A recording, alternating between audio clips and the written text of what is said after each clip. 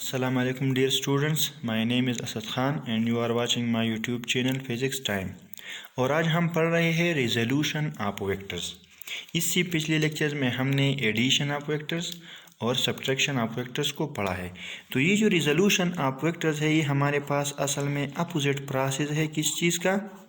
Addition of vectors का, opposite to the addition of vectors. कैसे opposite है, किस सेंस में अपोजिट है, वो मैं आपको अभी बताऊंगा।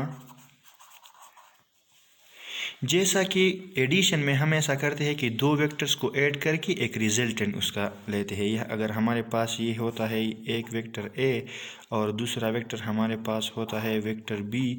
लेट्स सपोज ये हमारे पास है ए वेक्टर, ये हमारे पास है बी वेक्टर, और कोई हमें कहे कि ए और बी को क्या करे, ऐड करे। तो हम इस तरह करते हैं कि कार्टेशियन कोऑर्डिनेट सिस्टम बनाते हैं। वो यहाँ पे मैं अब नहीं बनाऊंगा, लेकिन हम लेते हैं उसमें एक वेक्टर ए, फिर बी का टेल ए के हेड पे रख के उसके डायरेक्शन में इसको बनाते हैं, और फिर ए के टेल को पहले वेक्टर के टेल को लास्ट वेक्टर के हेड से मिलाते हैं। तो ये हमारे पास होता है वेक्टर ए, ये होता है बी, और ये हमारे पास क्या आता है, रिजल्टेंट इन दोनों का ए प्लस बी आता है। ठीक है, लेकिन इस प्रोसेस में हम क्या करेंगे, हमारे पास एक वेक्टर होगा और उस वेक्टर को हम उनके कंपोनेंट्स में रिजॉल्व करेंगे, स्प्लिट करेंगे। फॉर एग्जांपल अगर हमारे पास ये है एक वेक्टर ए, तो हम इस वेक्टर को इसके कंपोनेंट में डिवाइड करेंगे। कैसे डिवाइड करेंगे वो मैं आपको बताऊंगा, लेकिन पहले मैं आपको रिजोल्यूशन ऑफ वेक्टर का डिफिनीशन लिख देता हूँ कि इसका मतलब क्या है। फिर हम जाएंगे कि एक वेक्टर को हम रिजॉल्व कैसे करेंगे या स्प्लिट कैसे करेंगे। तो हम लिखते हैं डिफिनीशन। तो ये है हमारे पास रिजोल्यूशन का डिफिनीशन। रिजोल्यूशन ऑफ वेक्टर का मतलब है वो प्रोसेस जिसमें हम एक वेक्टर को दो या दो से ज़्यादा वेक्टर में क्या करते हैं, रिजॉल्व करते हैं, इसमें डिवाइड करते हैं। The process of splitting a vector into two or more vector is called resolution of vector. जब हम एक वेक्टर को दो या दो से ज़्यादा वेक्टर में स्प्लिट करते हैं तो इस प्रोसेस को हम रिजोल्यूशन ऑफ वेक्टर कहते हैं। जिन दो या दो से ज़्यादा वेक्टर में हम एक वेक्टर को स्प्लिट करते हैं, जिसमें स्प्लिट किया, उन वेक्टर को हम क्या बोलेंगे, कंपोनेंट्स ऑफ दैट वेक्टर। तो मैं आपको बना के देता हूँ एक वेक्टर को कैसे रिजॉल्व करते हैं, लेकिन उससे पहले हम कंपोनेंट का डिफिनीशन समझेंगे कि कंपोनेंट्स क्या होते हैं। जब हम एक वेक्टर को एक, दो या दो से ज़्यादा वेक्टर में डिवाइड करते हैं, तो जिन दो या दो से ज़्यादा वेक्टर में हम डिवाइड करते हैं उन वेक्टर्स को हम क्या बोलते हैं, कंपोनेंट्स ऑफ दैट वेक्टर। ठीक है, तो कंपोनेंट का डिफिनीशन हम असल में इस तरह करते हैं कि ये हमारे पास एक वेक्टर की वो वैल्यू होगी, effective value in a particular direction. The effective value मैं आपको समझा भी देता हूँ कि इसका मतलब क्या है। The effective value of a vector in a particular direction is called component। अब मैंने यहाँ पे एक बहुत इम्पोर्टेंट वर्ड यूज़ किया है, इफेक्टिव। मतलब किसी वेक्टर की इफेक्टिव वैल्यू को हम कंपोनेंट बोलेंगे। इसी तरह तो वेक्टर की बहुत सारे वैल्यूज़ होंगे बहुत सारे डायरेक्शन में, लेकिन वो हमारे पास इफेक्टिव नहीं होंगे, तो उनको हम कंपोनेंट्स नहीं बोलेंगे। कंपोनेंट सिर्फ उन वेक्टर्स को बोलेंगे जो इफेक्टिव हो। कैसे इफेक्टिव हो वो अभी मैं आपको समझा के देता हूँ कि हम एक कार्टेशियन कोऑर्डिनेट सिस्टम लेते हैं। ये है हमारे पास एक कार्टेशियन कोऑर्डिनेट सिस्टम। ये इसका एक्स कंपोनेंट है और ये ex prime mean negative x axis. ठीक है, ये हमारे पास वाई कंपोनेंट है, पॉजिटिव वाई कंपोनेंट है, और ये हमारे पास नेगेटिव वाई कंपोनेंट है। ये दो एक्स एक्सिस और वाई एक्सिस, जिसको हम हॉरिजॉन्टल और वर्टिकल लाइन बोलते हैं, ये एक दूसरे को 90 एंगल पे इंटरसेक्ट करेंगे, और जिस पॉइंट पे ये एक दूसरे को इंटरसेक्ट करते हैं इस पॉइंट को हम क्या बोलते हैं, ओरिजिन। तो ये हमारे पास अभी एक वेक्टर है, वेक्टर ए। तो इस वेक्टर को जब हम रिजॉल्व करते हैं, मतलब हम इसको इसकी दो कंपोनेंट्स में स्प्लिट करेंगे, दो वेक्टर्स में स्प्लिट करेंगे, उन दो वेक्टर को हम क्या बोलेंगे, कंपोनेंट्स बोलेंगे। कैसे स्प्लिट करेंगे, स्प्लिट करने का अपना एक तरीका है। ये हमारे पास फॉर एग्जांपल ये है एक लाइन ओ पी, और इस ओ पी को मैंने वेक्टर नाम दिया है वेक्टर ए। अब मैं इसको स्प्लिट कैसे करूँगा, इसकी तरीका है, एक तरीका ये है इसका कि हम इस पॉइंट P से दो परपेंडिकुलर ड्रा करेंगे, एक परपेंडिकुलर y एक्सिस पे ड्रा करेंगे और एक परपेंडिकुलर x एक्सिस पे ड्रा करेंगे। देख लिया आप।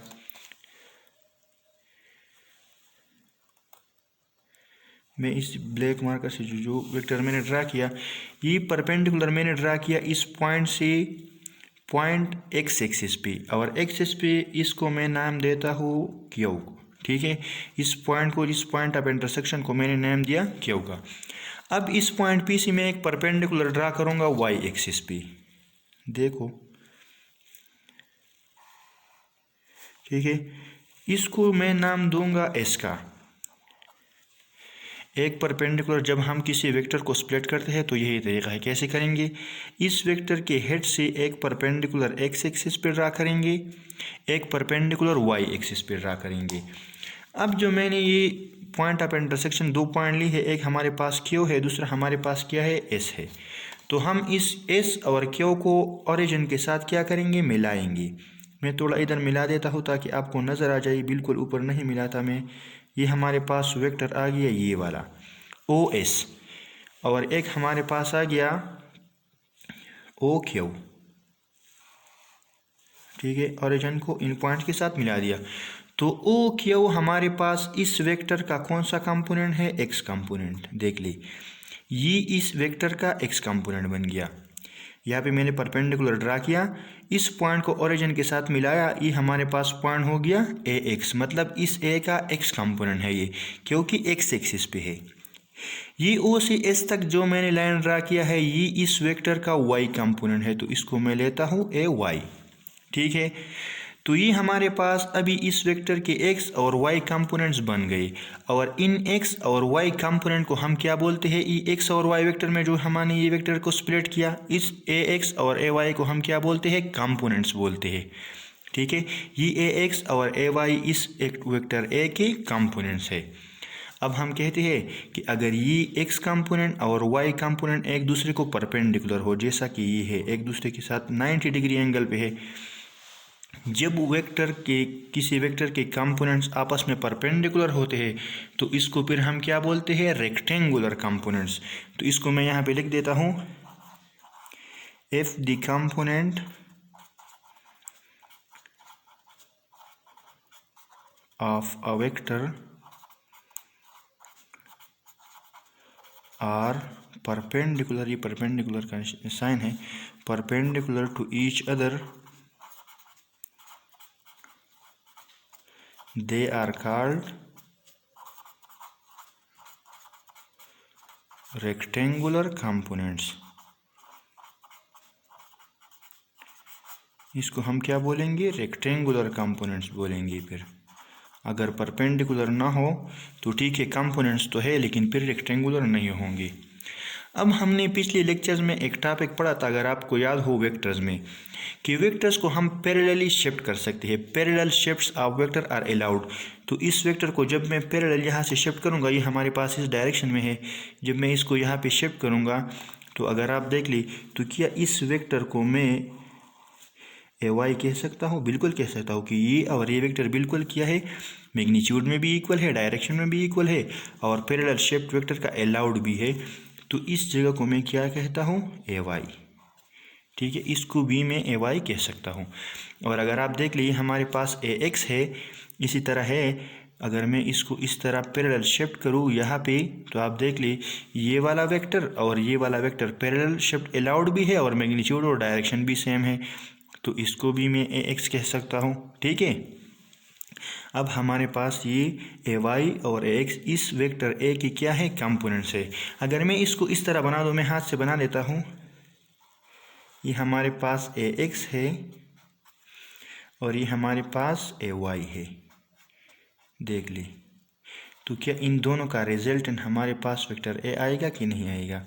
जब हम इन दोनों को ऐड करते हैं हेड टू टेल रूल से, तो ये इसका रिजल्टेंट आता है। मतलब इस वेक्टर को जब हम ऐड करते हैं AX AY को, तो इसका रिजल्टेंट आता है, लेकिन रिजोल्यूशन में हम उल्टा प्रोसेस करते हैं, इस एक वेक्टर को हम दो में स्प्लिट करते हैं। तो इसलिए हम कहते हैं कि resolution of vector is actually the opposite process of addition of vectors.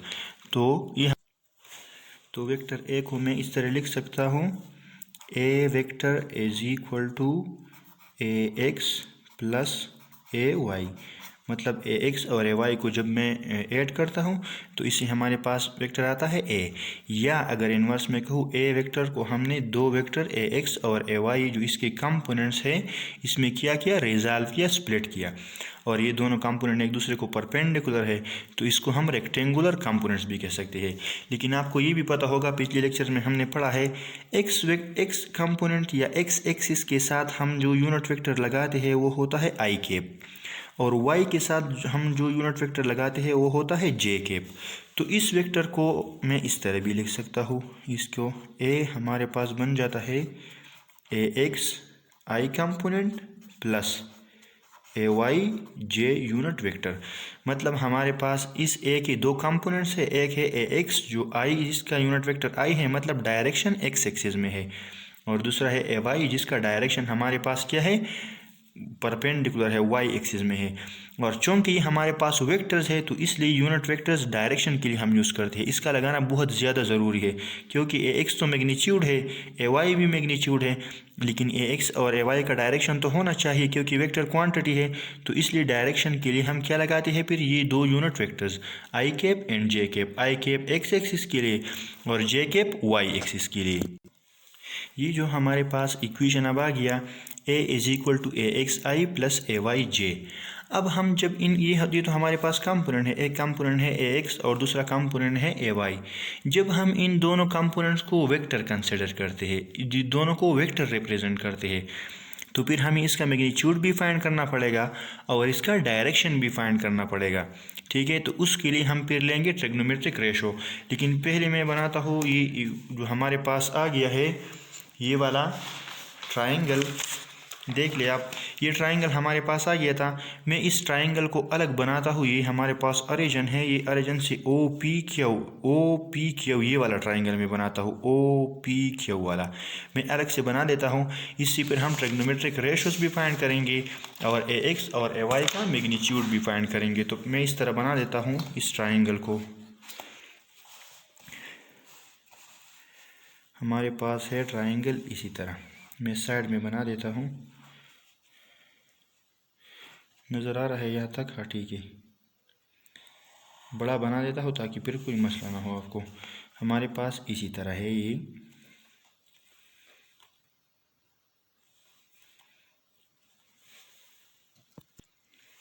ये है हमारे पास ए एक्स, ये है हमारे पास ए वाई और ये हमारे पास है वेक्टर ए। ठीक है, ये हमारे पास था ओरिजिन, ये था हमारे पास पॉइंट क्यू और ये हमारे पास था पॉइंट पी। ठीक है, तो इसको हम एक ट्राइंगल कंसिडर किया और इसमें एक एंगल 90 डिग्री का है, तो इस ट्राइंगल को हम क्या बोल सकते हैं, राइट एंगल ट्राइंगल। वो ट्राइंगल जिसमें एक एंगल 90 डिग्री का हो उसको हम राइट एंगल ट्राइंगल बोलते हैं। ये हमारे पास है थीटा। ठीक है, अब हम इसे ट्रिग्नोमेट्रिक रेशोस को फाइंड करेंगे। ट्रिग्नोमेट्रिक रेशो को हम क्यों फाइंड करते हैं, ए एक्स और ए वाई का मैग्नीट्यूड फाइंड करने के लिए। चूँकि ये हमारे पास क्या है, वेक्टर क्वांटिटीज़ है, तो इनका मैग्नीट्यूड भी होगा और इनका कोई डायरेक्शन भी होगा। तो मैग्नीट्यूड हम कास थीटा और साइन थीटा से फाइंड करेंगे और डायरेक्शन हम किस चीज़ से फाइंड करेंगे, टेंजेंट थीटा से। तो पहले मैं आपको साइन कास और टेंजेंट थीटा का एक सिंपल सा फार्मूला है वो लिख देता हूँ। साइन थीटा हमारे पास इक्वल होगा परपेंडिकुलर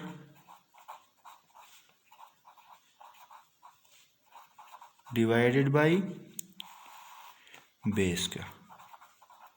ठीक है, साइन थीटा जब भी आएगा हम इसको कैसे पुट करेंगे, परपेंडिकुलर डिवाइडेड बाई बेस नहीं sorry hypotenuse, perpendicular divided by hypotenuse, हम इसको इस तरह लिखेंगे। ठीक है, जब भी हमारे पास कॉस थीटा आएगा इसको हम लिखेंगे बेस डिवाइडेड बाई हाइपोटेन्यूज। ठीक है, कास थीटा को हम इस तरह लिखेंगे। और जब भी हमारे पास टेंजेंट थीटा आएगा तो टेंजेंट थीटा को हम लिखेंगे परपेंडिकुलर डिवाइडेड बाई बेस। ठीक है, तो ये इसका फार्मूला है। अब स्टूडेंट्स के जहन में एक क्वेश्चन आता है कि हमें इसको याद कैसे करेंगे, कि मतलब ये perpendicular by hypotenuse sine theta का इक्वल होगा और cos theta base by hypotenuse का होगा और tangent theta perpendicular divided by base का होगा। तो इसके लिए मैं आपको दो फार्मूला देता हूँ, दो बहुत ज़्यादा आसान है, एक उर्दू में है और एक इंग्लिश में है। ठीक है, तो उर्दू का फार्मूला है वो हमारे पास है, ये तो आपने ऑर्डर तो सिर्फ याद रखनी है कि हम लिखेंगे कैसे, इस तरह लिखेंगे साइन थीटा, फिर इसके बाद लिखेंगे कोस थीटा और इसके बाद लिखेंगे टेंजेंट थीटा। तो इसके लिए मैं फार्मूला देता हूँ आपको, ये हमारे पास है ऊ, ये है कू और ये है अक। अब उर्दू स्पीकर जितने भी है उनको ये सब आता होगा, लेकिन फार्मूला क्या है, ऊ कू अक। अब मैं आपको समझा देता हूँ कि इसका मतलब क्या है। ऊ, इसमें एक ऐन है एक वाव है, ऐन मतलब अमूद, वाव से वतर। ठीक है, साइन थीटा किस चीज़ के बराबर होगा, अमूद बटा वतर के। अमूद हम बोलते हैं परपेंडिकुलर को और वतर हम बोलते हैं हाइपोटेन्यूज को। ठीक है, और बेस को हम क्या बोलते हैं, कायदा। ये इसके नाम है उर्दू में, परपेंडिकुलर इज इक्वल टू अमूद, वतर is equal to hypotenuse and base is equal to कायदा। तो कास साइन थीटा हमारे पास बराबर होगा अमूद बटा वतर। अमूद बटा वतर का मतलब perpendicular divided by hypotenuse. Cos theta हमारे पास बराबर होगा कायदा बटा वतर। कायदा बटा वतर का मतलब है base divided by hypotenuse, base divided by hypotenuse. और टेंजेंट थीटा हमारे पास बराबर है अक का, अक से एन से क्या मतलब अमूद और काब से कायदा, अमूद बटा कायदा। अमूद बटा कायदा का मतलब है परपेंडिकुलर डिवाइडेड बाय बेस। तो उर्दू स्पीकर के लिए तो ये हमारे पास सिंपल सा फार्मूला है, ऊ कू अक। ऊ साइन थीटा के लिए, कू कास थीटा के लिए और अक टेंजेंट थीटा के लिए। ठीक है, अब मैं आपको इसके लिए इंग्लिश में एक फार्मूला लिख देता हूँ, वो है हमारे पास बहुत ज़्यादा सिंपल है, आपने सिर्फ 3 लाइन्स याद करने हैं। Some people have curly brown hairs to proper brush। मतलब क्या है इसका, वो छोड़ दे, बस सिर्फ ये 3 लाइन याद करे और हर लाइन में सिर्फ 3 वर्ड्स है। Some people have curly brown hairs to proper brush. ठीक है, अब इससे हम क्या लेंगे, पहले के बाद इक्वल इक्वल इक्वल लगाएंगे, दूसरे के बाद लगाएंगे डिवीजन। अब बहुत ज़्यादा सिंपल है, देखो सम के पहले क्या है एस, तो एस से हमारे पास किया जाएगा साइन थीटा, एस से साइन थीटा आएगा, काज और टेंजेंट तो नहीं आएगा। ठीक है, साइन थीटा आएगा। पी से हमारे पास परपेंडिकुलर और इसी के डिवीजन, एच से हाइपोटेन्यूज। तो साइन थीटा किस चीज़ के बराबर हो गया, perpendicular divided by hypotenuse. Some people have, S mean S से साइन थीटा, पीपल से परपेंडिकुलर, एच से हाइपोटेन्यूज। दूसरा आता है हमारे पास करली, तो करली में पहले क्या है सी है, तो सी से हमारे पास क्या आता है cos theta, cos theta is equal to brown, B, B से क्या आएगा बेस, इससे डिवीजन और एच से हाइपोटेन्यूज। ठीक है, तो कास थीटा बराबर होगा बेस डिवाइडेड बाय हाइपोटेन्यूज। तीसरे नंबर पे है हमारे पास टू टी से क्या जाएगा टेंजेंट थीटा, तो टेंजेंट थीटा बराबर होगा पी प्रॉपर सी, पी से हमारे पास आ जाएगा perpendicular divided by B C base. तो साइन बराबर होगा परपेंडिकुलर डिवाइड बाय हाइपोटेन्यूज की, कास बराबर होगा बेस डिवाइडेड बाय हाइपोटेन्यूज की, और टेंजेंट बराबर होगा परपेंडिकुलर डिवाइडेड बाय बेस की। इंग्लिश की स्पीकर्स के लिए और उर्दू के लिए तो ऊ को अमूद बटा वतर, कायदा बटा वतर और अमूद बटा कायदा। ठीक है, तो ये हमारे पास क्या है, साइन काज और टेंजेंट की वैल्यूज़ को मालूम करने के लिए बहुत ज़्यादा सिंपल और ईजी तरीका है, ये सिर्फ मेमोराइजेशन के लिए है। ठीक है, कि याद कैसे करेंगे। अब हम आते हैं अपनी असल इस ट्राइंगल की तरफ, और इस ट्राइंगल से हम क्या फाइंड करेंगे, इस ट्राइंगल से हम फाइंड करेंगे, इस ट्राइंगल को मुझे फिर से बनाना पड़ेगा क्योंकि ये पेज तो पूरा भर गया। अब जब दूसरी पेज पे मैं कैलकुलेशन करूँगा तो आपको समझ नहीं आएगी, तो इसलिए मैं इसको फिर से बनाऊँगा। लेकिन हम क्या अभी फाइंड करेंगे, साइन, काज और टेंजेंट की वैल्यूज़ फाइंड करेंगे। किस चीज़ के लिए? साइन और काज की वैल्यू ax और ay इस चीज़ से फाइंड करेंगे, साइन और काज से। और टेंजेंट से क्या फाइंड करेंगे? डायरेक्शन ऑफ दीज वेक्टर्स, क्योंकि ये वेक्टर क्वांटिटी से इसको डायरेक्शन की ज़रूरत है। ठीक है, तो ये हो गया आपका ट्राइंगल।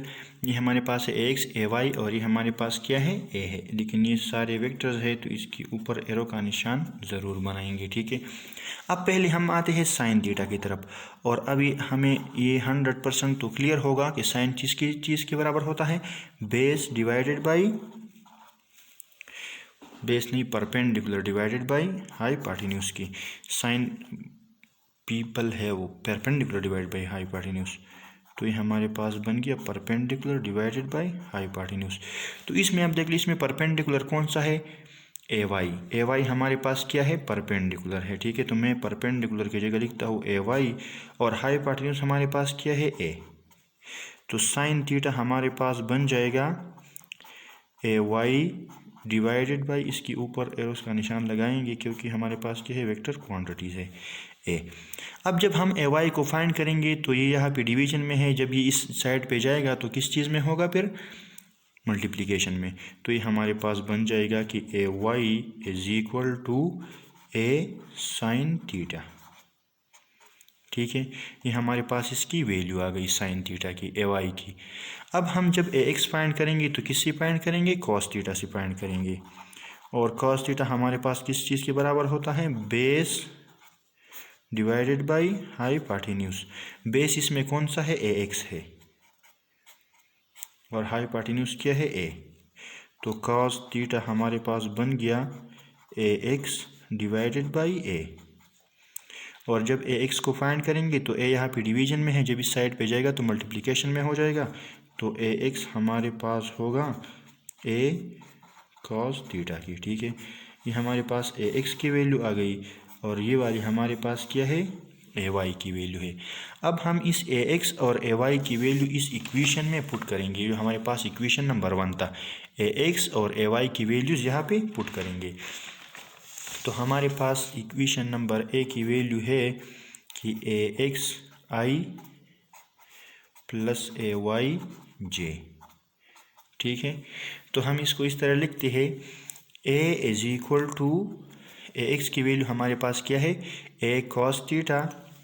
तो ये हमारे पास बन गई ए कॉस थीटा। ठीक है, और आई डायरेक्शन के लिए प्लस ए वाई की वैल्यू हमारे पास है ए साइन थीटा और जे डायरेक्शन के लिए। ठीक है, तो ये हमारे पास ए की वैल्यू आ गई। कैसे? ट्रिग्नोमेट्रिक रेशो से ए एक्स और ए वाई की। ठीक है, अब जब हम ए का मैग्नीट्यूड फाइंड करेंगे कि इसका मैग्नीट्यूड क्या होगा हमारे पास, तो इसकी मैग्नीट्यूड को फाइंड करने के लिए हम क्या यूज़ करेंगे? पाइथागोरस थ्योरम को यूज़ करेंगे। तो पाइथागोरस थ्योरम के लिए हमें ए एक्स और ए की वैल्यू जब हम मैग्नीट्यूड फाइंड करेंगे तो पाइथागोरस थ्योरम यूज़ करेंगे। तो पाइथागोरस थ्योरम हम राइट एंगल ट्राइंगल के लिए यूज़ करते हैं। ये हमारे पास एक राइट एंगल ट्राइंगल है, इसमें ये बेस है ए एक्स, ये परपेंडिकुलर है और ये हमारे पास हाइपोटेन्यूज है। तो पाइथागोरस थ्योरम को लिखता हूँ मैं, आपको पता भी होगा पाइथागोरस थ्योरम का, पाइथागोरस थ्योरम। ठीक है, पाइथागोरस थ्योरम हमें कहता है कि hypotenuse square is equal to base square plus perpendicular square.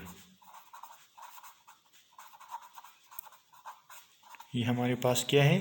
Pythagoras theorem है।